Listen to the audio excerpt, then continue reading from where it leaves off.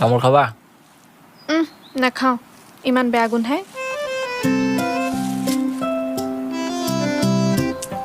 শুনাচোন কথা এটা। কোৱা। মোৰ সৰুৰে পৰা সপোন আছিল শিক্ষয়িত্ৰী হোৱাৰ।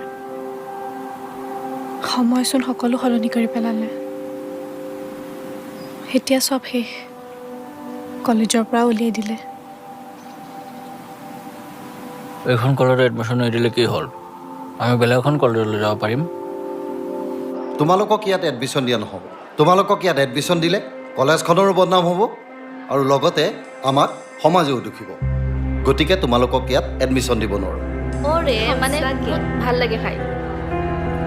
ঐ চাচা ভাইৰেল কাপল আহিছে। চি চি আমাৰ কলেজৰ নামে বেয়া হ'ব ইহঁতক ইয়াতে। সঁচাকেৰে সন্মান বোলা বস্তুটোৱেই নাই।